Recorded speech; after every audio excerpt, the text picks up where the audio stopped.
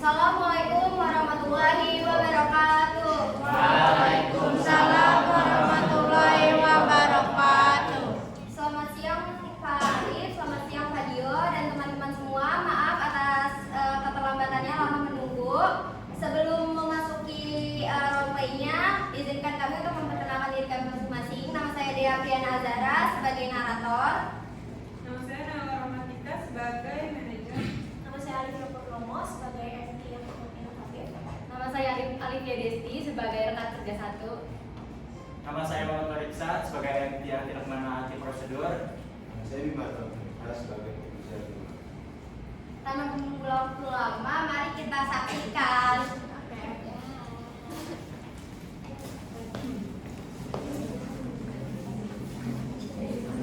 Hari ini menandai hari ke-7 bagi Alifia dan Ihsan dalam program manajemen train di dalam sebuah perusahaan otomotif ternama.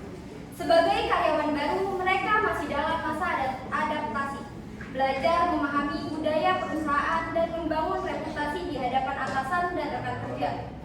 Di lobi kantor yang luas dan elegan, Alifia sudah duduk dengan tenang sambil mengecek agenda hari ini. Sikapnya yang teratur dan tepat waktu mencerminkan profesionalisme sejak awal.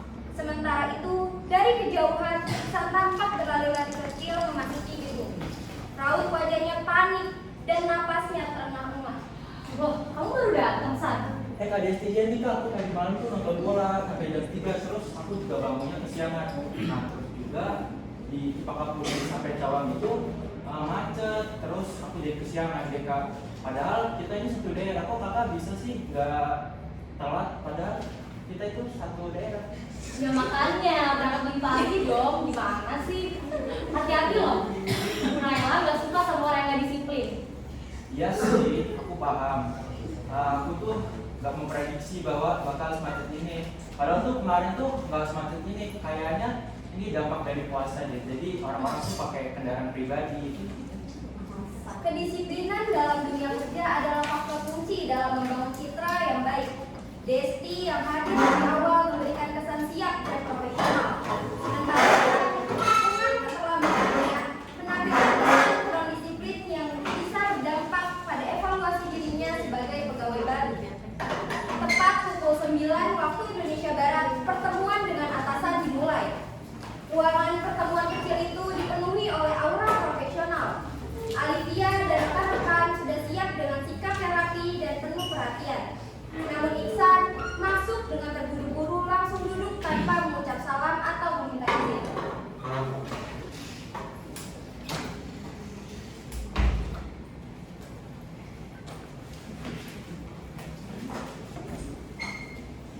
Selamat pagi, San. Wah, kamu datangnya pagi banget ya dini hari. Ibu, pagi Ibu.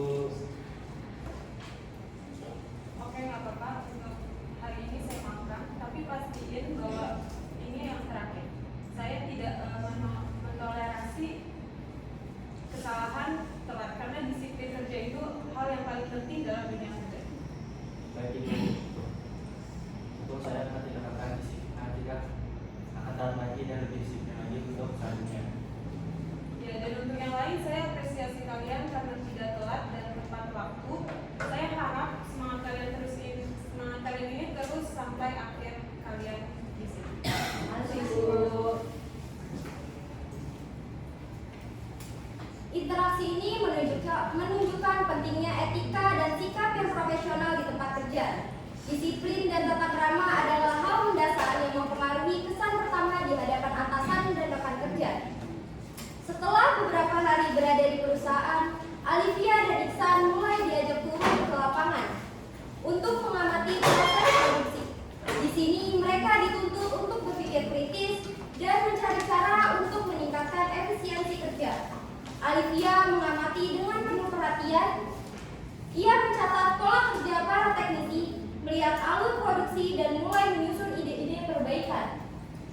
Aduh, kayaknya kalau kayak gini kurang efektif deh. Harus diotomatisasi nih. Nanti aku bisa dulu deh sama teman-teman yang lain. Kayaknya perusahaan ini produksinya cukup lambat dan tidak efektif. Saya punya usulan.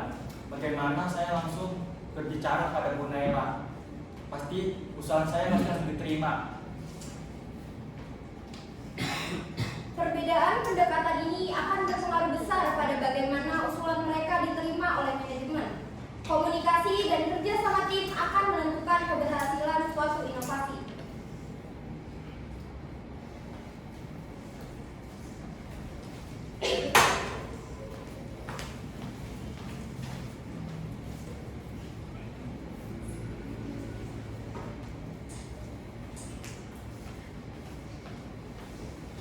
Yes, akhirnya aku mulai ada peluang dari buat kita mengorganisasikan proses produksi kita katanya sukses gitu. Bagus kok Olivia, tapi jangan lupa perhitungkan biaya dan dampaknya pada tim operasional ya. Betul, kalau mau kita nasi bareng biar usulan lebih matang. Setuju. Terima kasih ya sarannya, nanti aku belum analisis lebih lagi deh. Ya sama-sama, selamat Olivia. Diskusi dulu. Padahal usulanku pasti diterima sama Bu Nela. Olivia memahami bahwa komunikasi horizontal sangat penting. Ia berdiskusi terlebih dahulu dengan tim agar idenya lebih solid sebelum disampaikan ke atasan. Sebaliknya, Iksan yang langsung bertindak tanpa koordinasi bisa menghadapi kendala saat usulannya ditinjau. Di ruang rapat kecil, Olivia dan rekan-rekannya sudah siap berada di ruang rapat.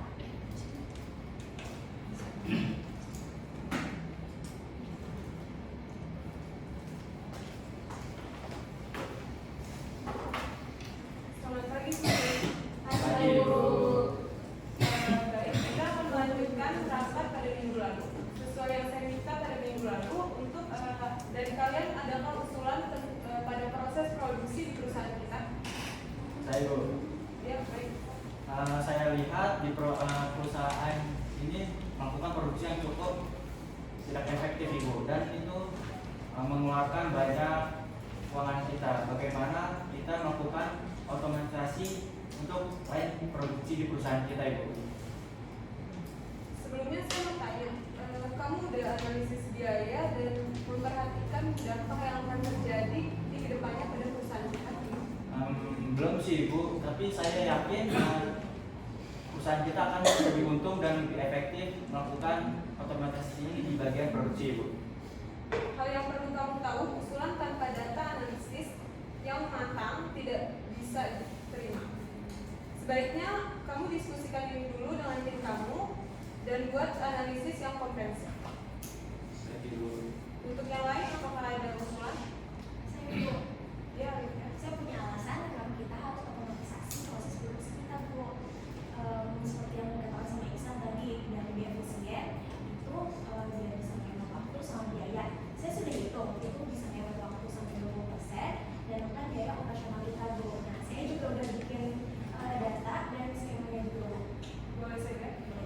Ini hasil dari diskusi saya sama tim yang lain.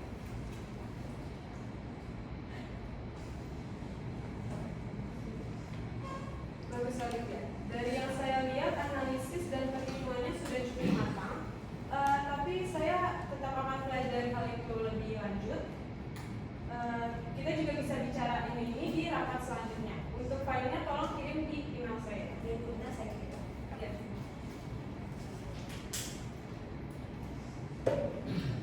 Baik, rapat saya akhiri pada saat ini. Terima kasih, kalian semua boleh bekerja kembali. Terima kasih, Bu. Setelah keluar dari ruang rapat, Iksan dan Olivia berdiri di koridor. Masih memikirkan hasil pertemuan dengan Bu Naila. Wajah Iksan terlihat penuh tanda tanya. Sementara Olivia tampak tenang. Percakapan pun dimulai mengungkapkan pelajaran berharga yang mereka dapatkan hari ini. Kok usulanmu diterima sih, padahal usulanku itu lebih bagus daripada usulanmu? Mungkin karena aku diskusi dulu sama teman-teman yang lain, kamu sih nggak diskusi. Makanya usulanku lebih bagus. Oh, diskusi dulu. Pantes saja usulanku ditolak sama Bu Nela. Makanya Iksan diskusi dulu biar usulannya lebih relevan sama tim kita. Aku banyak belajar pada hari ini. Untuk selanjutnya, saya akan lebih berdiskusi pada tim untuk mengambil keputusan terlebih dahulu. Iya Iksan, nanti kita sama-sama berkembang ya. Ya. Dari pengalaman ini, Olivia dan Iksan belajar pentingnya komunikasi vertikal dan horizontal. Dalam menyampaikan usulan inovasi, ide yang bagus saja tidak cukup. tetapi juga harus didukung dengan data, analisis, dan diskusi dengan tim agar lebih kuat dan bisa diterima oleh atasan. Alivia menyadari bahwa bekerja sama dengan tim membantunya mengusulkan yang sudah matang. Sementara Ihsan memahami bahwa sebuah ide harus dikaji lebih dalam sebelum diajukan. Kedepannya, mereka akan lebih cermat dalam mengomunikasikan gagasan, memastikan bahwa setiap inovasi tidak hanya bernilai, tetapi juga diimplementasikan dengan baik. Dalam dunia kerja, bukan hanya ide yang menentukan keberhasilan, tetapi juga cara menyampaikannya. Dengan komunikasi yang efektif, setiap gagasan memiliki peluang yang lebih besar untuk diwujudkan. Terima kasih.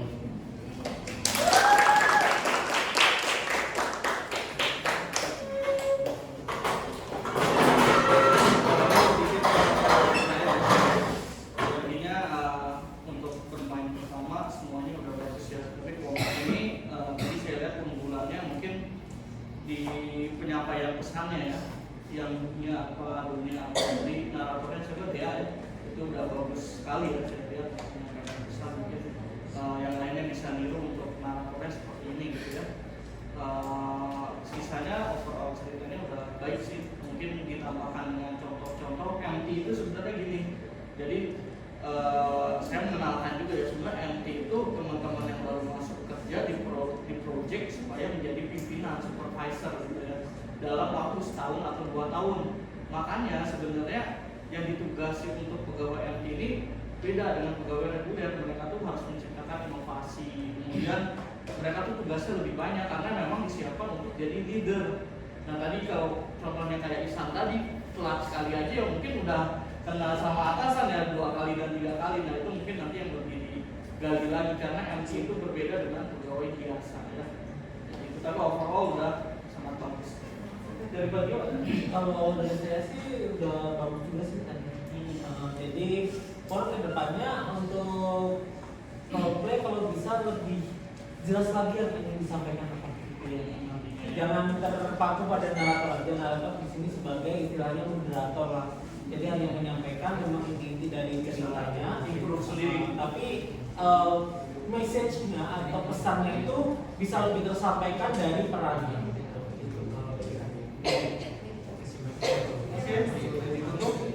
Baik, terima kasih untuk Pak Arif dan Pak Dio atas